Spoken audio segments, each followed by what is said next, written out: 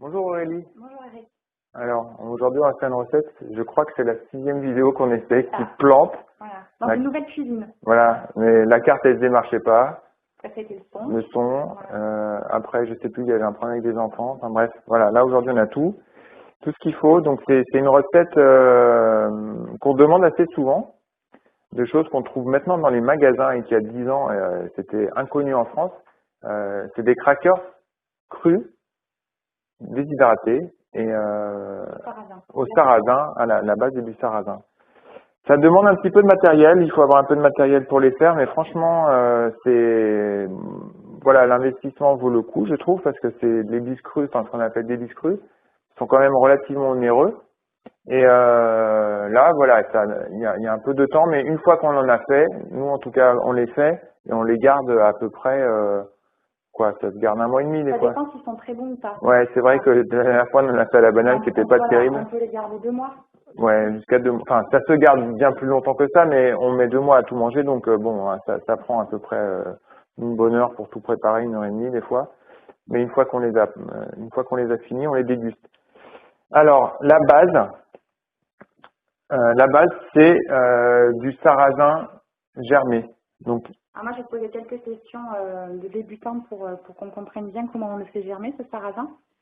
Donc, alors le sarrasin germé, c'est du sarrasin, donc c'est du sarrasin qui a été décortiqué, d'accord, on peut acheter en vrac. dont on a enlevé l'enveloppe. Oui, ça s'achète en vrac dans les magasins bio, celui-là il est facile à trouver. D'accord. Alors malheureusement, en France, on n'a pas de décortiqueuse, donc il vient souvent de Chine, c'est hallucinant parce qu'au produit du sarrasin, on n'a pas la machine pour enlever la coque et donc il est importé. Il y en a une seule en France, en Bretagne, mais bon, voilà. Donc là, si on peut faire un zoom sur on va voir Commencer au niveau du germe. voilà, le germe fait peut-être 5 mm, un demi-centimètre, 5 mm, ouais, on est à peu près de cet ordre-là. Donc, je vais vous expliquer comment ça fonctionne. Le sarrasin, c'est une graine qui est très spéciale. C'est une graine qui produit comme un mucus. C'est-à-dire qu'elle est gluante quand on la prend dans Voilà, ouais, exactement, elle est gluante. Donc, il y a une manière un peu spécifique de le préparer, le sarrasin. Donc, il faut faire tremper la graine. Il faut la faire tremper plusieurs heures. Moi, en général, je la fais tremper une demi-journée. Et après, il y a beaucoup de rinçage. Et la graine produit vraiment beaucoup de mucus. Donc, pendant pratiquement une journée entière, on le laisse tremper. Et moi, toutes les 2 heures, je rince. Donc tremper, ça veut dire que tu mets dans un récipient qui soit quand même, par exemple, un peu plus bas. Ouais, voilà, ça va prendre du volume. Tu vas mettre de l'eau, tu vas la couvrir en mettant 2 cm en plus d'eau. Voilà, on couvre jusqu'au-dessus, À la ça va lumière, gonfler. à l'obscurité, température spéciale. Alors non, ça c'est dans la cuisine, pas au frigo parce que ça va ralentir le processus. Et là, voilà, vous laissez germer en tout, tout le processus prend une journée entière, c'est-à-dire vous mettez de l'eau le matin et puis plusieurs fois dans la journée, vous enlevez l'eau, vous remettez de l'eau. Donc quand tu enlèves l'eau, en fait, tu es Voilà, le mieux, alors on n'a pas de passoire là, mais le mieux c'est d'utiliser une passoire ou un panier à salade, que les graines ne passent pas à travers. Et avec de l'eau filtrée.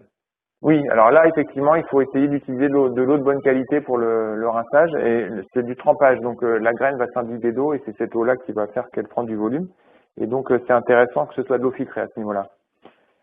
Donc ce sarrasin, on le rince comme ça pendant une bonne journée. Après, alors on va prendre un exemple. On commence le lundi matin, donc toute la journée du lundi, il y a plusieurs rinçages.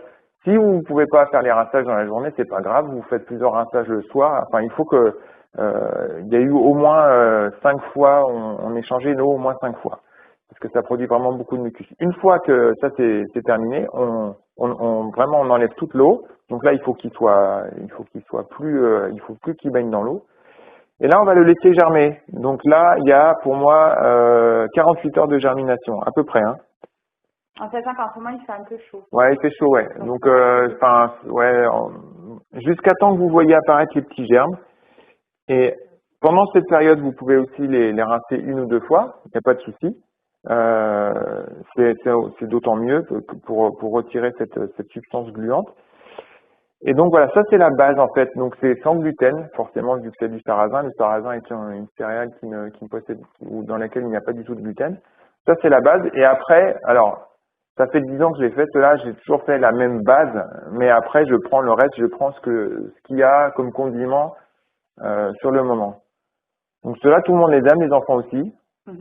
Donc là, on a pris comme base des carottes, et puis bah là, c'était des échalotes qu'il y avait. De l'ail. Là, il y a de l'ail. Et là, on a pris de la nori, donc c'est une algue bretonne qui est fraîche. Alors là, est-ce que tu l'as dessalée ou pas? Oui, alors là, en fait, c'est l'algue fraîche que je propose sur la boutique qui arrive salée. Donc, celle-là, je les retrouve au frigo. Elle commence, je pense qu'elle a au moins 4 mois parce qu'elle commence un petit peu à se déliter. Mais elle est encore tout à fait bonne. Hein. Là, tu vois, ça fait des petits morceaux. Donc là, cette algue, il faut la dessaler. C'est-à-dire que voilà. Donc ça, je le mets parce qu'on aime bien. Mais si vous n'avez pas d'algue, vous mettez autre chose. Vous pouvez mettre du gingembre, exactement, des épices, des herbes de Provence, n'importe quoi. Moi, j'aime bien avec des algues. Donc l'algue nori, c'est l'algue qui est la plus consommée au monde et elle a un spectre en vitamines qui est très important. On s'est amusé une fois aussi avec les enfants, on en avait fait 3 couleurs. Et puis on a oui, tout à fait. des biscuits avec de la betterave, donc c'était tout rouge. Ouais. Et d'autres avec de la spiruline, donc c'était tout vert. Voilà, donc vraiment la base, pour moi, c'est oignon, carotte, et après les condiments qu'on a sous la main, etc. Donc là, bon, moi je fais de la nori, c'est une algue qui a beaucoup de protéines en plus, et c'est l'algue la plus fine au niveau du goût, hein, celle dans laquelle on fait les feuilles de nori. On a j'ai mis 6 gousses d'ail. Donc l'idée à peu près, c'est d'être en volume. Moi, je pèse jamais rien parce que on a déjà assez de chiffres toute la journée comme ça à la maison. À peu près, une fois du sarrasin pour une fois à une fois et demie des légumes. En volume, hein. Voilà, ça donne à peu près ça. Et ça, c'est quoi comme ingrédient? Alors ça c'est un ingrédient qu'on utilise pour ses propriétés en fait. C'est pas pour le goût ni pour. Il a des propriétés qui sont très intéressantes au niveau nutritionnel, mais c'est même pas pour ça qu'on l'utilise. Ça, ce sont des graines de lin, et les graines de lin ont la propriété, quand on les utilise en cuisine, de faire pour ces biscuits qui vont se tenir, c'est-à-dire qu'ils vont pas s'émietter. Quand on les fait déshydrater, du coup, on va avoir des biscuits qui vont être impeccables, qui vont pas s'effriter. Donc, ce qu'on a fait, c'est que là, il y a à peu près un verre de graines de lin. On les a moulus au Thermomix, qui est un robot qui est assez rapide. L'idéal, c'est un robot un mini hachoir, là, les tout petits robots, parce qu'il faut que ça pulse, quoi. Donc, ce volume-là donne à peu près ce volume-là. Moulin à café électrique, ça suffit. Voilà, moulin à café, c'est impeccable, ouais. Et puis après, ce que je fais, c'est que moi, je m'en sers régulièrement. C'est comme si on mettait quelque chose qui va faire que comme une autre algue aussi, comme de l'agar-agar. Enfin, c'est les mêmes propriétés. C'est on pourrait comparer à ça quand les personnes, en fait, prennent de la farine de blé pour avoir ce côté un peu gluant et qui. Oui, voilà. On place un peu ce côté-là, en fait. Là, quand on fait des recettes, crues ou cuites sans gluten, on a ce problème-là, c'est qu'on retrouve pas ces. Ouais, voilà, là on va avoir du craquant là. Voilà, et là ça va être craquant et ça va vraiment tenir le biscuit. Ouais, tout à fait, ouais. Et en fait, les gens qui démarrent au cru, parfois ils sont un peu, il leur manque cette texture en bouche de craquant. Et là, ça c'est vraiment spécifique avec les graines de lin moulues, là, ça permet vraiment d'avoir cette texture-là, quoi. Ça c'est pareil, ça se trouve facilement. Alors voilà, dans les magasins tous les ingrédients qui sont là, hormis les algues que vous n'êtes vraiment pas obligé d'utiliser, mais que nous on utilise parce qu'on les aime, tout ça vous trouvez facilement, quoi. Voilà, il n'y a pas de souci, c'est des ingrédients de base, ça vous revient vraiment pas cher.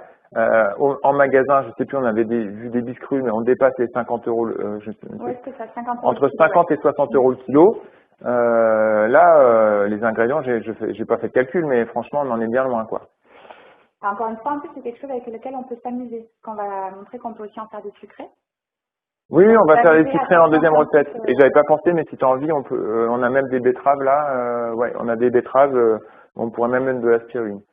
Alors, la façon que j'ai de faire, c'est qu'on réduit un peu les légumes, on les broie un peu avant de les passer au robot. Donc ça, c'est un appareil qui est très ancien, qui date après la Deuxième Guerre mondiale, qui est le Champion. C'est le tout premier des modèles d'extracteur qu'il y a eu. Il date de 1956-1960, dans ces eaux-là. C'est un appareil qu'on trouve facilement d'occasion, qui est en neuf, qui est assez onéreux. Voilà, on peut utiliser un robot pour tout faire. Moi, j'ai cet appareil-là, je m'en sers pour faire des glaces à la banane et d'autres choses. Donc, il est à disposition. Je trouve que pour faire les crackers, il est bien. Mais on peut tout faire au robot, c'est-à-dire qu'au robot, le problème, c'est qu'il faut mettre les ingrédients et les ressortir, alors que là, on est en continu. Voilà. Et comme nous, on en fait un déshydrateur entier. Donc, on va y aller. Donc là, on réduit. Alors pareil, autre appareil. Donc là, on est sur un Magimix 3100. Moi, je le recommande parce que vous trouvez ça. Nous, on l'a acheté sur le Bon Coin 40 €, je crois, ou 30, C'est ça. 40 €. C'est un des appareils les plus. Enfin, pour moi, il est garanti 20 ans, hyper solide. Il a 20 ans, quoi. Enfin, et on en trouve sur le Bon Coin pour 3 fois rien. Et pour moi, c'est parmi les meilleurs modèles, quoi. C'est pas la peine d'avoir le dernier cri. Et là, ça marche très bien. Donc là, je vais broyer un peu les carottes et les oignons et après, on va passer tout au robot, quoi. On va mettre un peu d'ail. Alors, je vais faire ça en 2 fois et après, je vais les mettre dans le... Bon, alors, il va y avoir un peu de bruit, forcément. Après, je vais les mettre... Allez, d'accord. Ouais, dans celui-là.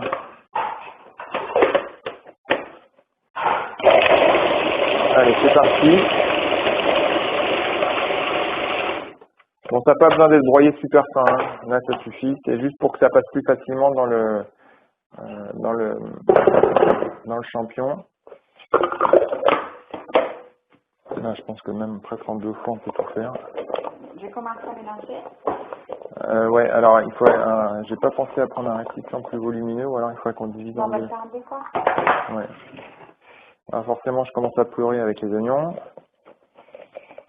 La nori, tu la pâtes ou on la met directement avec les graines?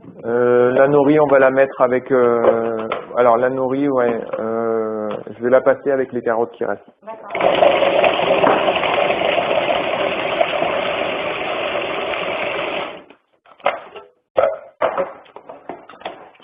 Hop. Je la mets avec ce qui reste là. Allez. De toute façon, on mélange tout à la fin. Attends, je vais prendre la spatule.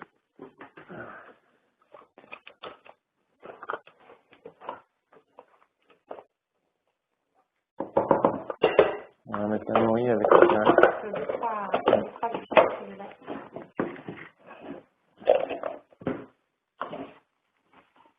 Ah, ça y est, les oignons, ça me monte au cerveau. Là. La nori, elle est hyper compacte.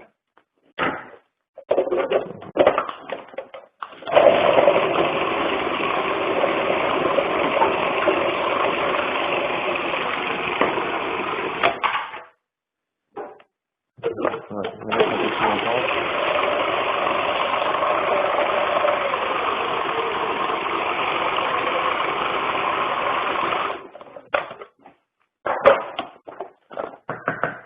Donc là, tu mets moite-moite. Allez, on va faire à peu près. Moitié. On en est loin là. Attends. Ouais, cette nori, elle commence un petit peu à dater, elle est assez compacte. Mais comme elle est très très fine, ça donne ce type de texture. Hein. Je ne sais pas si ça va aller avec la spatule. Sinon, ça se broie. De toute façon, le broie après. Ouais, de toute façon, on le rebroie, ouais. Faut pas qu'on ait une plaque avec de la nori et le reste juste avec les légumes. Si ça va aller. Allez. Voilà. Donc déshydrateur, tu utilises quoi comme déshydrateur, toi? Alors, pour ce qui est de la déshydratation, moi j'ai un vieux modèle qui est un Excalibur 9 plateau. Je sais que maintenant il y a des choses plus performantes. Voilà, si vous n'avez pas de déshydrateur, vous pouvez utiliser votre four en laissant la porte ouverte au minimum. Ouais, c'est important en fait, c'est respecter les moins 40 degrés pour avoir le maximum de nutriments qui restent en fait. Voilà, alors en fait l'histoire en fait les gens on parle souvent du cru, mais ce qui est important c'est effectivement cette température physiologique des 42 degrés, au-delà de laquelle on a certaines vitamines qui sont dégradées par la chaleur qui disparaissent. Et surtout, on a les enzymes digestives, enfin les enzymes qui permettent de digérer les aliments, qui vont être altérées. Et donc c'est pour ça qu'on respecte cette température. Ah oui, voilà, elle est là. Qu'on respecte cette température de 42 degrés pour la déshydratation. La farine de lin. Alors ça c'est souvent le truc. Moi, j'oublie souvent de mettre la farine de graines de lin. Voilà, c'est parti. Donc, tu as mis quoi à peu près là? Pour un salade entier, tu as mis quoi comme proportion à peu près? 2 grosses cuillères, 3 grosses cuillères? Ah, la farine de graines de lin, Moi, sincèrement, moi, je suis mauvais à dire les quantités. On pourrait tout mettre là, hein. Ah ouais, pour les deux saladiers? Ouais, pour les 2 saladiers, on va tout mettre, ouais. Donc, une fois, j'en avais vraiment mis trop, j'étais un peu trop dur. Mais là, Disons qu'en fait, ce qu'on peut faire aussi, c'est que plus on met de la farine de lin, plus on peut se permettre de faire des crackers pétés. tout à fait. C'est plus long à sécher, mais en bouche, Enfin, c'est plus sympa, quoi. ouais, c'est plus simple. Puis même, quand il y en a plus, on peut aussi les faire très simples parce qu'ils vont se tenir. S'ils étaient, on pourrait pas faire de biscuits vraiment fins sans farine de lin, hein. Ce serait impossible, quoi. Donc là, on a la préparation qu'on va passer au champion. Et je répète, vous pouvez utiliser un robot, hein, pas de difficulté avec ça. Mais moi, le champion, c'est de la production continue, donc moi, ça me va bien. Alors, on va faire juste une plaque, hein, c'est pour montrer, on va pas faire les 9 plaques, hein.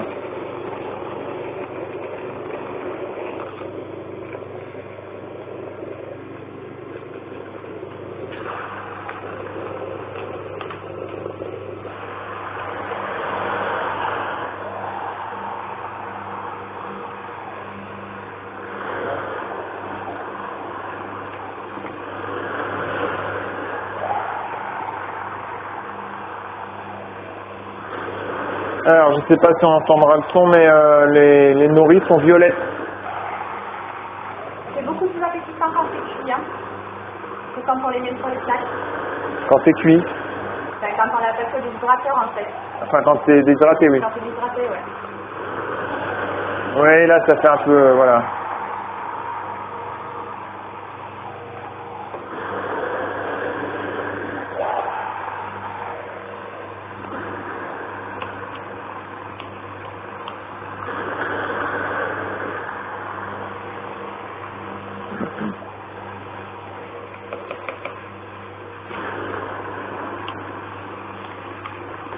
Je vais arrêter au bout d'une plaque, hein, pour expliquer la suite.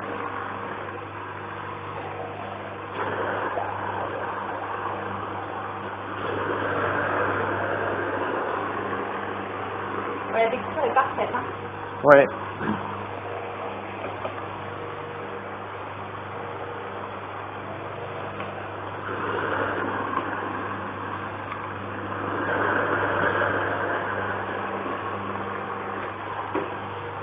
Encore un peu là? Ouais, encore une cuillère, ouais.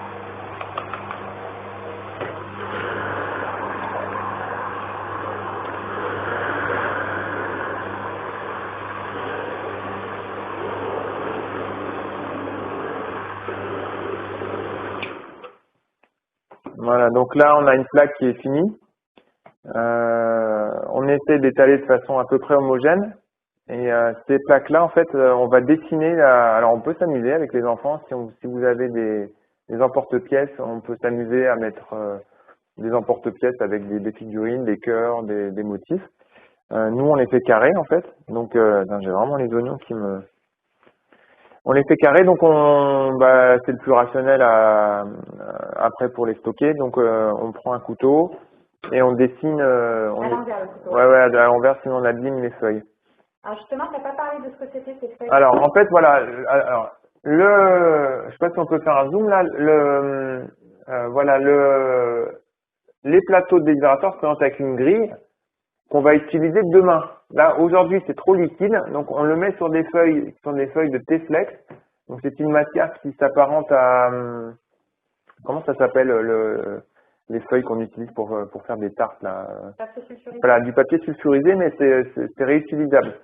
Donc, du coup, ce T-Flex, en fait, il permet à ce que ça colle pas. Donc, ce qu'on va faire, on va mettre cette plaque-là au déshydrateur.